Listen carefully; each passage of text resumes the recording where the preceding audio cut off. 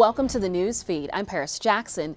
The system of moving people detained by U.S. Immigration and Customs Enforcement often operates behind closed doors. Last week, Cascade PBS's Jalen Grisso introduced you to the organization assisting detainees when they're released from the ICE detention center in Tacoma. This week, Jalen tells us about a group of King County volunteers monitoring flights used to transport detainees.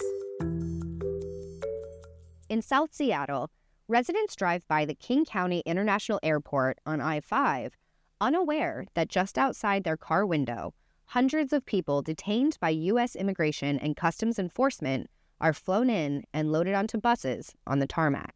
That's the whole thing about ICE detention, is so much of it is hidden from view.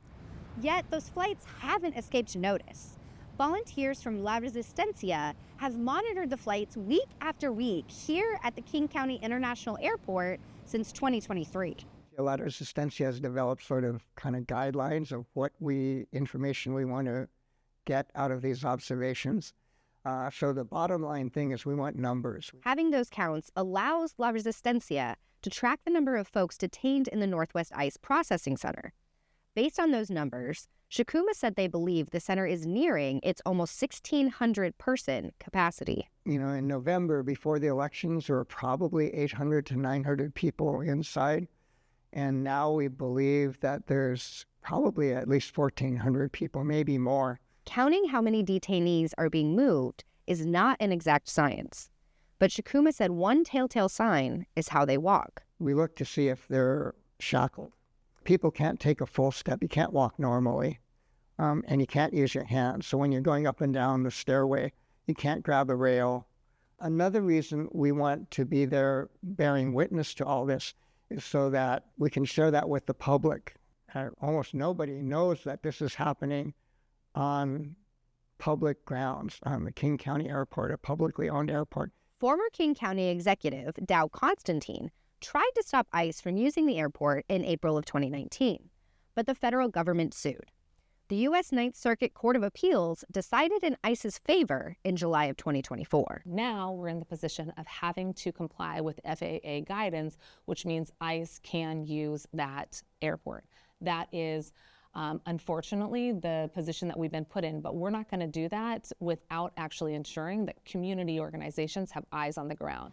Mosqueda, who is currently on the King County Council, works with La Resistencia and King County International Airport to ensure the group has a room with clear views to monitor the flights. Well, one of the things that we want to do at King County is maintain clear records of who is getting onto these flights and what the quality of life is for these individuals.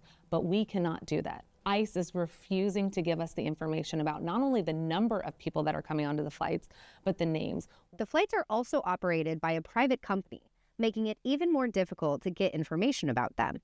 Neither ICE or Global X, the private company, responded to a request for comment. As planes with more detainees arrive and the detention center potentially nears capacity, Shakuma said La Resistencia will keep watching. It's important that ICE knows that someone is watching. We know that abuse is much more likely to happen if those in power feel like no one's watching. In Seattle, Jalen Grisso, Cascade PBS. I'm Paris Jackson. Thank you for watching the Newsfeed, your destination for nonprofit Northwest news. Go to cascadepbs.org for more great local coverage.